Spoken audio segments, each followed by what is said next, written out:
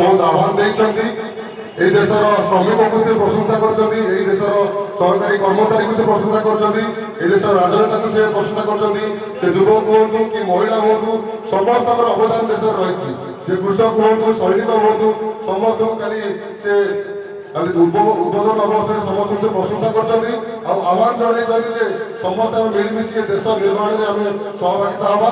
তেণু যাও আমি এই সবুজ শাখা প্রাঙ্গণে প্রতি বর্ষ ভরি আমি এই বর্ষ সাধারণতন্ত্র দিবস আমি পালন করুছু। এই ত্রিরঙ্গা তলে আপনার সমস্ত অনেক আউথরে স্বাগত জনাওছি। তেণু ମୁଁ ତ ଆପଣମାନଙ୍କୁ ଅତିଥିମାନଙ୍କୁ ପରିଚୟ ଦେଲି। ତେଣୁ ଆଜି ଗୋଟିଏ ବଡ଼ ସମୟ ଯେ ଆମେ କେବଳ ଏଇ ଦିବସକୁ ପାଳନ କଲେ ହେବ ନାହିଁ। ତେଣୁ ସମସ୍ତେ ଆମେ ଏକାଠି ହେବା ଏ ଦେଶର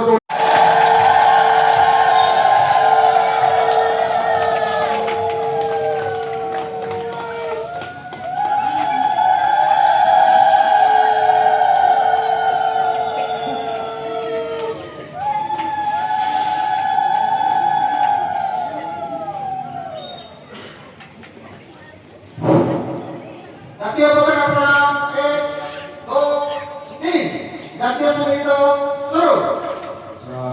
জনগণ অধিনায়ক জয় হে ভারত ভাগ্য বিধাতা পঞ্জাব সিন্ধু গুজরাট মরাঠা দ্রাবিড় উৎকল বঙ্গ ভিন্ন হিমাচল যমুনা গঙ্গা উচ্ছল জলধি তরঙ্গ তব শুভ নামে জাগে তব শুভ আশিস মাগে গায়ে তব জয় গাথা জনগণ মঙ্গলদায়ক জয় হে ভারত ভাগ্য বিধাতা জয় হে জয় হে জয় হে জয় জয় জয় জয় হে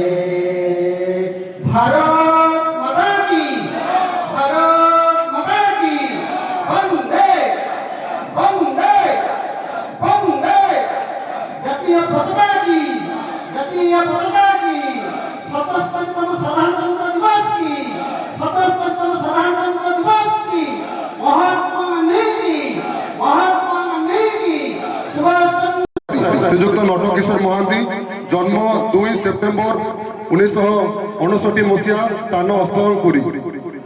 ମହାଶୟ ମଣିଷ ଜୀବନ ନୁହେଁ କେବଳ ବର୍ଷ ମାସ ଦିନ ଦଣ୍ଡ କର୍ମେ ଯିଏ ନର କର୍ମେ ଏକାତାର ଜୀବନର ମାନଦଣ୍ଡ। ଉତ୍କଳମଣି ଗୋପବନ୍ଧୁଙ୍କ ଏହି ଉକ୍ତିଟି ଆମକୁ ସବୁବେଳେ ମନେ ପକାଇ ଦିଏ କିଏ କେତେ ଦିନ ବଞ୍ଚିଲା ବଡ଼ କଥା ନୁହେଁ, କ'ଣ କଲା ବଡ଼ କଥା। ତ୍ୟାଗ ତିତିକ୍ଷା ଓ ନିଃସ୍ୱାର୍ଥପରତାକୁ ଜୀବନର ଉତ୍ସ କରି ଆପଣ ନିଜ ଜୀବନକୁ ମାନବ ସେବାରେ ଉତ୍ସର୍ଗ କରିଛନ୍ତି। ପରିବାରର ଆର୍ଥିକ ସ୍ୱଚ୍ଛଳତା ଓ ଆରାମଦାୟକ ଜୀବନଧାରା ମଧ୍ୟ ଆପଣଙ୍କୁ ବଶୀଭୂତ କରିପାରି ନାହିଁ।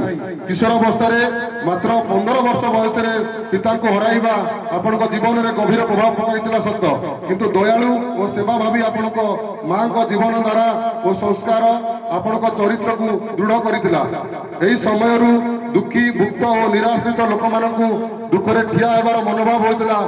କବିତା ମିଶୁ ମୋର ଦେହ ଏ ଦେଶ ମାଟିରେ ଦେଶବାସୀ ଚାଲି ଯାଆନ୍ତୁ ପିଠିରେ ଦେଶର ସ୍ୱରାଜ ପଥେ ଯେତେ ଗାଡ଼ ପୁରୁ କହି ପଡ଼ି ମୋର ମାଂସ ଆଡ଼। ଏହା କୋଟି ଓଡ଼ିଆଙ୍କୁ ସେବା ପାଇଁ ସବୁବେଳେ ପ୍ରେରଣା ଯୋଗାଇଥାଏ। ଏ ବନ୍ଦନୀୟ ଆପଣଙ୍କ ବହୁମୁଖୀ ସମାଜ ସେବା ନାରୀ ସଶକ୍ତିକରଣ ଶିକ୍ଷା ଓ ମାନବିକତା କ୍ଷେତ୍ରରେ ଆପଣ ଏକ ଜ୍ୱଳନ୍ତ ଆଦର୍ଶ। ଆପଣଙ୍କ ସମର୍ପିତ ସେବା ପରୋପକାରିତା ଦୁଃଖୀ ଗରିବମାନଙ୍କ ପ୍ରତି ସାମାଜିକ ଦାୟିତ୍ୱ ଓ କର୍ତ୍ତବ୍ୟକୁ ସମ୍ମାନ ଜଣାଇ ଅଧ୍ୟକ୍ଷ ଏବଂ ସଭାପତି ଏବଂ ନିର୍ବାଚନ ସ୍ଥାନକୁ ଆମମାନଙ୍କୁ ଏବଂ ପୁଷ୍ପପୀଡ଼ ବାବୁଙ୍କୁ ଅନୁରୋଧ କରୁଛି ଆମେ ମୁଖ୍ୟ ଅତିଥିଙ୍କୁ ଆମେ ସମ୍ମାନିତ କରିବା ପାଇଁ ନିବେଦନ କରିବା।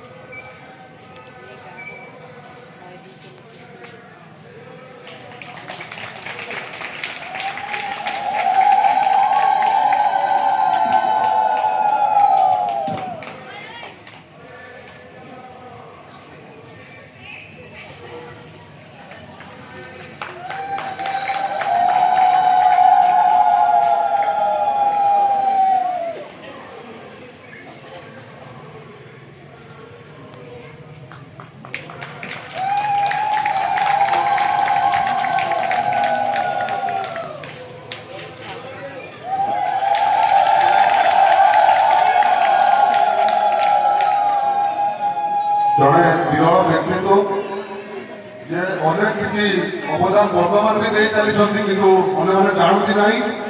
ସେଥିରେ ତାଙ୍କର ଖୁସି ଆତ୍ମସନ୍ତୋଷ କାହାକୁ ନ ଜଣେଇ ସମାଜ ସେବାରେ ସାମାଜିକ ଅବଦାନ ତାଙ୍କର ଅନେକ ରହିଛି। ଆମେ ଜଣେ ନିବେଦନ ସାର୍ଙ୍କୁ କଲୁ ଆମର ଅତିଥି ପାଇଁ, ସାର୍ ମଧ୍ୟ ସେ ସମୟରେ ସୁଦୃଢ଼ ହେଇପାରିବ, ବିକାଶ ହେଇପାରିବ, ସେ ଦିଗରେ ଆମକୁ କିଛି ବହୁମୂଲ୍ୟ ଉପଦେଶ ଦେବେ।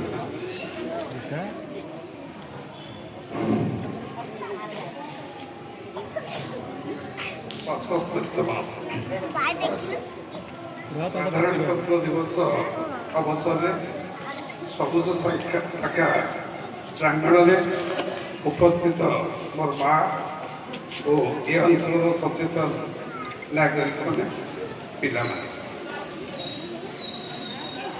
ବାସ୍ତବିକ ମୋ ବେକରେ ଯେଉଁ ବୋଝ ପଡ଼ିଛି ମତେ ବହୁତ ଓଜନ ଲାଗୁଛି, ଯାହା ସହିତ କେହି କେବେ ତୁଳନୀୟ ନୁହେଁ।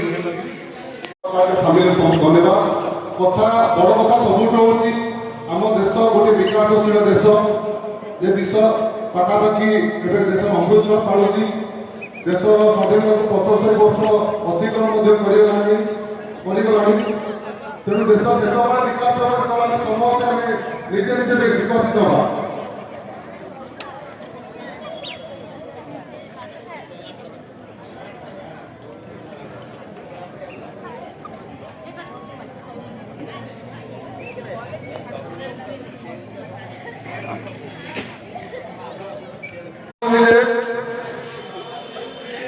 ମୁଁ ଭାରତୀୟ ସମ୍ବିଧାନକୁ ସମ୍ମାନ କରିବି।